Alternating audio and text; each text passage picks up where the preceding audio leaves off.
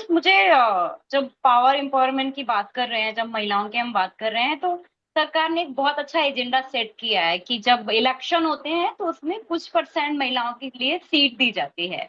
और वो ऐसी महिलाएं जो दलित हैं, जो मुस्लिम हैं, जो जो इस समुदाय से आती है, ताकि उन पर कोई सवाल ना उठा पाए। जैसे आप कह रहे हो, तो शायद जो हमारे साथी जुड़े हैं तो बहुत सारे लोग सोच रहे होंगे कि नहीं, हमारे यहाँ तो दलित महिला है, दलित प्रधान है, महिला है, पुरुष है।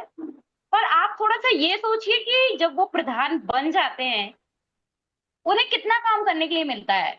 उनका काम कौन करवाता है, उनके जो पेमेंट होता है वो कौन करवाता है। तो ये सरकार का एजेंडा है कि महिलाओं को एक एक प्रतिशत दे दिया गया है कि हम इस समाज की, इस समुदाय की महिलाओं को हम सीट दे रहे हैं, महिलाएं प्रधान बन रही हैं, हम सशक्तिकरण बढ़ा रहे हैं। पर जब हम बात करें कि वो पावर है उनके पास, क्या वो उनके पास आजादी है कि वो बात रख पाए, वो अपने लिए काम के हक अधिकार की बात कर पाए, तो नहीं। तो वो एक मोटी एक सीट है, मोटा एक आंकड़ा है जहां पर महिलाएं मुस्लिम, आदिवासी, दलित, आदिवासी नहीं, दलित समुदाय से आपको, ओबीसी से, मुस्लिम से आपको मिल जाएंगी जो प्रधान है, उसमें है। पर जो उनके पास पावर है वो अभी भी आपके गांव के जो उच्च जाति के लोग हैं उन्हीं के पास होती है, वही काम करवाते हैं, वही सारा देख रेख करते हैं, पेमेंट और बाकी चीजों का। तो नाम के लिए जरूर आप उन्हें आगे ला रहे हैं, बट हकीकत में वो अभी भी पीछे, उन्हें खुद नहीं पता है कि उन्हें कहाँ बोलना है, कहाँ साइन करना है, कहाँ क्या करना है। तो ये बहुत हकीकत की बात है कि आप एक तरफ लोगों के लिए दिखाने के लिए एजेंडा सेट किया है, बट वो है नहीं। सभी को जिंदाबाद। मेरा नाम रुबीना है।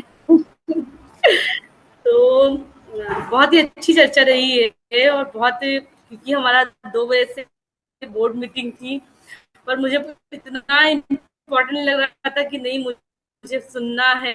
और बहुत अभी तक ऐसी चर्चाएं मैंने सुनी नहीं है, वो बहुत अच्छी चर्चा थी, खासकर सुनीता जी ने। और जो है अख्तरी जी से हम मिले हुए हैं पहले भी विभाग की मीटिंग में, बहुत अच्छी तरीके से बातों को रखा है और आप लोगों ने बहुत अच्छी तरीके से जोड़ा है। बस यही था कि ये एकदम सच्चाई है जो जब हम बात कर रहे हैं सशक्तिकरण की। और हम देख रहे हैं, हम प्रधान ही उसमें देख रहे हैं ना। हमारे यहाँ तो ये है कि यहाँ पर जितने पार्षद हैं, महिलाएं हैं, 10 के साथ काम करते हैं कम्युनिटी का इंटरवेंशन करने के लिए। आपके प्रोग्राम में भी पुरुष ही आते हैं, क्योंकि महिलाएं ये के बारे में कुछ नहीं पता है, क्या काम चल रहा है, क्या दिक्कतें हैं, कितने लोग हैं, कुछ नहीं पता। वहां पर भी उनका जो होल्ड है, उनका ऊपर से पुरुष का ही, क्योंकि जो तुम पूर्वी कह रही थी ना कि हमारी जो है फाइनेंशियल जो निर्मला जी हैं, वो भी तो कहीं ना कहीं तो घेरे हुए हैं ना, कितना भी पार्लियामेंट में कितनी भी आपको महिलाएं दिखेंगी, पर उनको होल्ड करने वाला तो पुरुष ही है ना। तो हम देख रहे हैं लगातार कि और बहुत बढ़िया चर्चा है आपकी। और बहुत मुझे लगता है कि ऐसी चर्चाएं होनी भी चाहिए। और हम लोग के पास भी आज समय बहुत कम था, पर फिर भी लगातार हम जुड़े रहे कि नहीं, हमको ये चर्चा सुननी है ना। तो एक थोड़ा सा टाइम है क्या, 1 मिनट का, हाँ हाँ, बोलो बोलो। पूर्वी। हाँ बिल्कुल, बोलो रुबीना, बोलो। तो हाँ, हमारे समुदाय, हमारा भी थोड़ा अनुभव, जब हम काम कर रहे हैं, मतलब एक समुदाय में मतलब इतने ऐसे कॉन्फिडेंस के साथ एक पुरुष बोल रहे थे। हमारे यहाँ तो हम हरदोई के रहने वाले हैं, हरदोई में मारकाट बहुत चलती है। हमारे लखनऊ के 100-150 किलोमीटर है। तो उन्होंने कहा हमारे यहाँ जो है, मेरे बड़े भाई की जो है लड़की, वो किसी से प्रेम करती थी। जब हम लोग को पता चला, हम लोगों ने क्या किया, उसको घर में काटा और जो है रातों रात में नहर में बोरी में ले जाके फेंक दिया। मतलब हम बैठ के हम ऐसे उनकी बातें सुन रहे हैं, इतने कॉन्फिडेंस के साथ, इतने गर्व के साथ कि अगर हमारे यहाँ लड़कियां अगर ऐसा कदम उठाती हैं, तो कैसे हम उनका किस तरीके से हाल करते हैं। तो हम उसी उसमें जी रहे हैं जहाँ पर महिलाएं, लड़के इतने आसानी से कह देते हैं कि हम इनसे बात करते हैं, मेरी ये गर्लफ्रेंड है, ये है। लड़कियों के लिए कोई स्पेस नहीं है ना, तो ये सच्चाई है। तो हम लोग को ये सच्चाई थी जो भी सुनीता जी ने शुरुआत में कहा कि हम लड़कियों के साथ, महिलाओं के साथ तो काम करते हैं, लड़कों के साथ, यंग लड़के जो हैं, जो पुरुष हैं, उनके साथ भी काम करने की बहुत जरूरत है। तो अच्छा रहा है। और हमारा भी लगातार यही प्रयास है कि कैसे हम वो समझ जो जो जहरीली जो जो मर्दानगी है कि हम मर्द हैं, हम लड़के हैं, कैसे वो कोई सहमति कुछ भी नहीं मतलब समझते हैं। तो वो चीजें कैसे वो हटानी, कैसे हम इक्वल समाज में रहने वाले इंसान हैं, हम इक्वालिटी की तरफ कैसे चलेंगे। और इक्वालिटी तभी आएगी जब सच में हम महिलाएं, हम लड़कियां जो है आगे बढ़ेंगे। और आगे बढ़ने के लिए भी जैसे पैर हमारे खींचे जा रहे हैं, चेहरा तो हमारा दिखाया जा रहा है, पर आज भी हमारे पास जो है वो पावर है नहीं ना। तो बस इतना ही बात रखनी थी। नमस्कार जी सबको। मेरा नाम मुन्ना लाल राव है और मैं टोंक जिला से हूँ। अपनी एक संस्था है। तो ये बहुत अच्छा मीटिंग रहा। इसमें सेंसिटिव बातें बहुत रही इसके बारे में, क्योंकि विषय भी ऐसा ही है। तो इसमें मैं ये कहना चाहूँगा कि चाहे ग्रामीण हो चाहे शहरी हो, इसमें जेंडर संवेदनशीलता की बहुत कमी है। कोई कहता है कि भाई ये पढ़े लिखे हैं, ये तो बहुत कुछ जानते होंगे, इनके तो हिंसा नहीं होती हो, इनका तो नजरिया बहुत बढ़िया होगा, समानता का नजरिया होगा। लेकिन ऐसा नहीं है। तो हम शहर को भी देखते हैं और गांव को भी देखते हैं हम तो। तो एक तो चीज है कि इस जेंडर के प्रति संवेदनशीलता नहीं है। हमारा समाज अभी बना नहीं है वैसा, बराबरी का देखने का, गैर बराबरी का नजरिया है, असमानता का नजरिया है महिला पुरुषों के अंदर। दूसरा, ठीक है, हम मानते हैं कि भेदभाव है, धर्म में है, जाति में, सब में है। लेकिन जहाँ भेदभाव की केंद्र बिंदु होती है वो महिला लड़कियां ही होती हैं। सबसे ज्यादा केंद्र में वही होती हैं, उनसे साथ जब सबसे ज्यादा हम मानते हैं इस चीज को। तो ये हमारे समाज में अभी वैसा समाज नहीं बना है, बहुत गैप है, इस पे बहुत काम करने की जरूरत है। इसके अलावा जो वंचित समुदाय हैं, घुमंतु समुदाय हैं, डीन की एंटी समुदाय हैं, उनके अंदर तो विशेषकर ही उनके साथ, महिलाओं के साथ होता है। उसको कोई हंसते हैं, वो ठीक है, अपना बेचारी पेट पालन के लिए करती हैं, जाती हैं, करती हैं, मजदूरी भी करती हैं, कुछ भिक्षावृत्ति करके भी खाना पड़ता है, सारी चीजें हैं।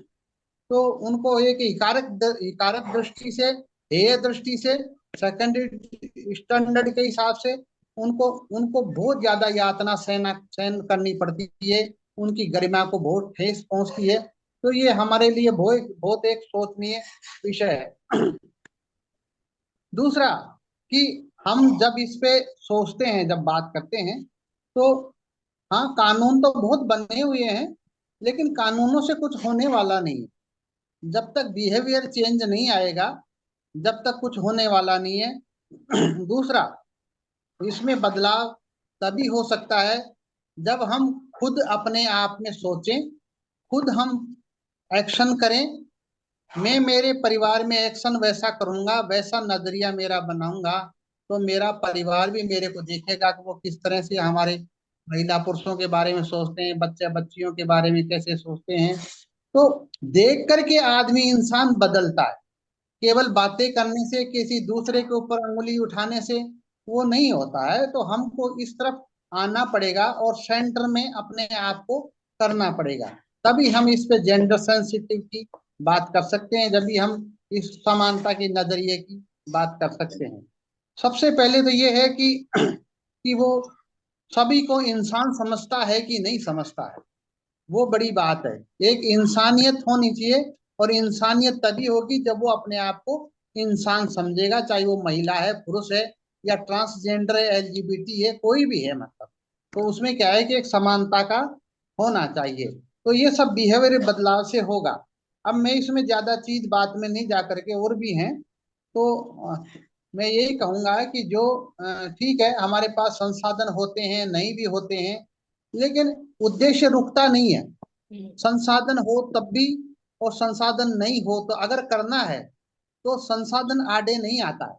और अगर संसाधन होता है तो बहुत अच्छी बात है, कोई बात नहीं है। तो जैसे मान लो सभी संस्थाओं के जो ग्रुप बने हुए हैं, स्कूल्स हैं उनके, मतलब जानकारी में स्कूल्स भी हैं, ग्रुप भी बने हुए हैं, महिला मंडल भी बने हुए हैं, प्रोजेक्ट वगैरह कुछ भी काम होता है, तो उसमें हमें अलग से एक्टिविटी सोच के इसको थोड़ा शामिल करना चाहिए हमको। चाहे 15 मिनट करें, चाहे हम 10 मिनट करें, चाहे हम आधा घंटा करें। तो एक जेंडर सेंसिटिव की एक एक्टिविटी समझ करके, और समानता के नजरिए को, दूसरा हमको इस चीज को संविधान से भी जोड़ना चाहिए कि संविधान में जो अधिकार दिए हैं समानता के, उसको थोड़ा सा इनमें मिलाना चाहिए।